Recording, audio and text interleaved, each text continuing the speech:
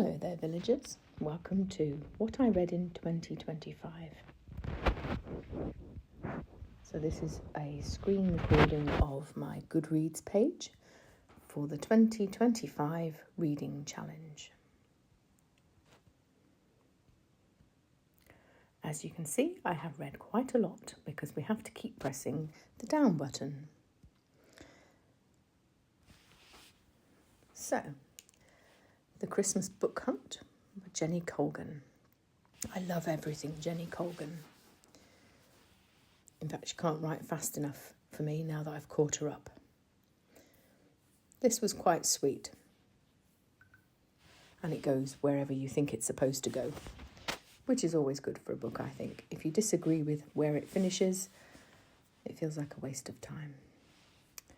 And I'm working my way through the Chesapeake Shores series. So this is book 11, The Christmas Bouquet. This is a very tender series based on a family of adult children.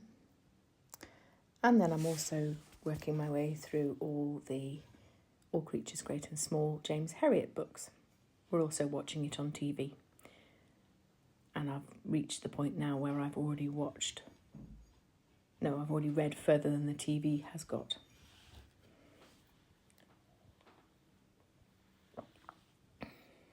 Next up was The No-Show by Beth O'Leary. This was a slightly complicated plot told from 3 different points of view, and you had no idea what was going on most of the time. I do like Beth O'Leary's books, but this one was a bit complicated to follow.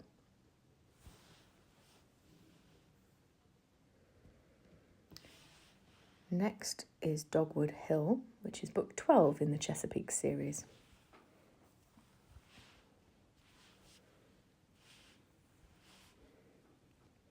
There is a Netflix version of the Chesapeake Shores books if you need a TV book to movies. And then Father of the Bride by Barbara Delinsky. This was a really small little book and I whipped through it really quick. So if you're just trying to work out how to bolster your Goodreads numbers, that might be the way forward. The Wake Up Call by Beth O'Leary. So the second one of hers, set in a hotel and somewhat Christmassy. But that was very good.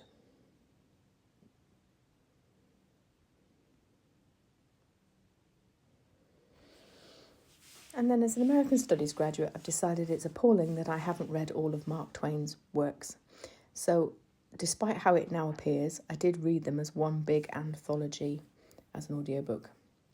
So you have Tom Sawyer. And then we had It's in His Kiss by Julia Quinn, which is obviously not part of the Mark Twain range. This is part of the Bridgerton books.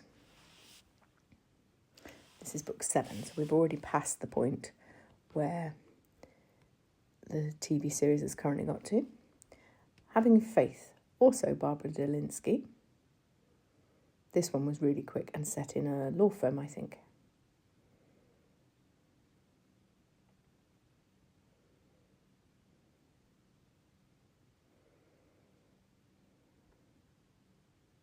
The Prince and the Pauper. So after you've done Tom Sawyer and Huckleberry Finn, the rest of the books get worse and worse and weirder and weirder.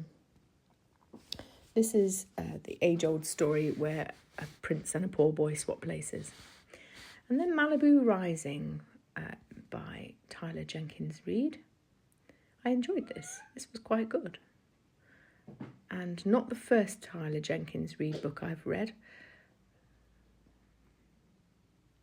And On the Way to the Wedding is the 8th Bridgerton book.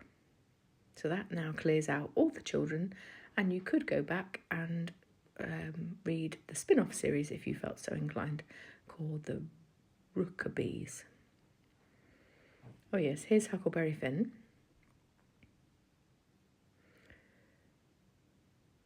This did help bolster my numbers by putting them all in separately, because if you put in just the anthology, you only get 1 credit for it. We've had a cat in 2025, so this is a book I picked up in a local shop of all places, and was quite cute. And I did find myself nodding along to the wisdom in it. So Mark Twain, a Connecticut Yankee in King Arthur's court, was very weird. Somewhat time travel-y. But as though he'd just got bored and stopped writing, it just finished with no real explanation of what's gone on at all. Daisy Jones and the Six is the only one listed that I didn't finish, because whilst this is also Taylor Jenkins Reid, it's not written like a book, it's written like a manuscript or a play. It's very, very odd to follow.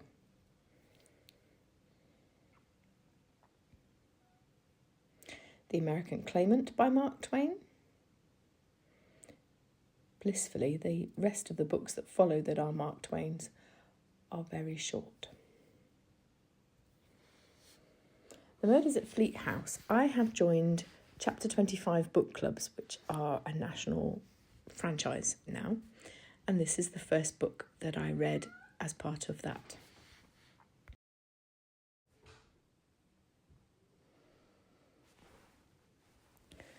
So Tom Sawyer Abroad seems to be set in a hot air balloon. And as I say, it gets odder and odder the further into this anthology you get with Mark Twain. Puddinghead Wilson, also Mark Twain, blissfully short.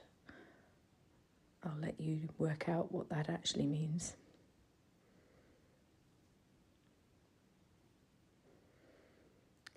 The Good Servant by Fern Britton is a departure from her normal writing and appears to be based on a true story of a servant who grew up around and in the royal family.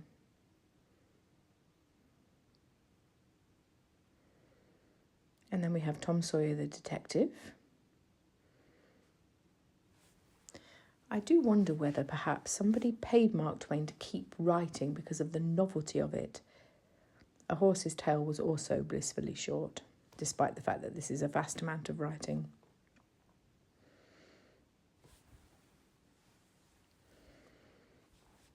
The Mysterious Stranger is entirely forgettable. They get very short, the Mark Twain books, towards the end. The same with The War Prayer. That was actually incredibly short. So I wonder whether he was paid to keep writing out of a novelty or something, but actually Tom Sawyer and Huckleberry Finn were the best ones. Yes. The Celebrated Jumping Frog of Calabasas County. Your guess is as good as mine. The Crimson Moth was the next book we read for book club and is the first of 2 in a series. Didn't really appeal to me, but others in the group thought it was marvellous and have gone on to read the second one. I will not, because it ended quite well in a concluding sort of way, and I don't feel the need. The £1 million banknote must have been about 3 pages long, if that. So I was very glad to see the back of Mark Twain, to be fair. Never promise yourself a year of classics, because you have to read this. The McWilliamses and the Burglar Alarm by Mark Twain, which must have been about 3 pages as well.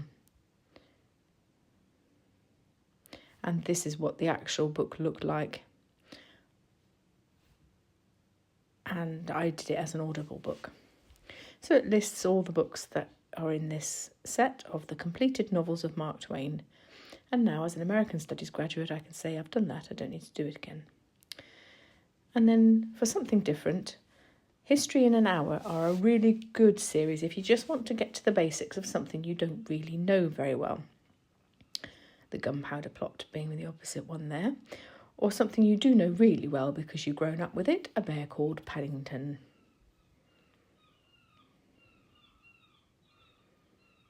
History in an Hour, Titanic.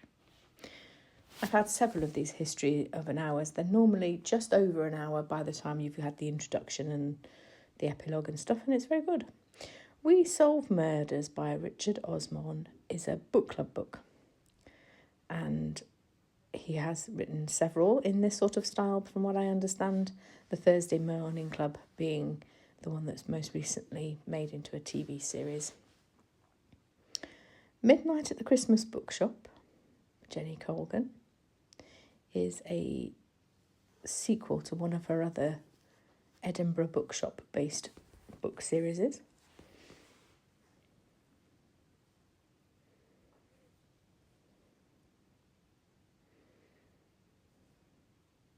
Here One Moment is set on an aeroplane and follows the lives of lots of the passengers over the course of the year or so after the flight in question. We read this for book club, and it is actually quite good. I enjoyed it, but there are a lot of people to keep track of. Jenny Colgan again. Close-knit, based on a Scottish island knitting group and the workers of the little local airport. I'm also working my way through the Poldark series. This is book 7. They're quite big, so you can't do too many of them in a year. But the narrator does all the voices, which is quite nice. History in an Hour, William Shakespeare, just to top up my understanding and education of the bard.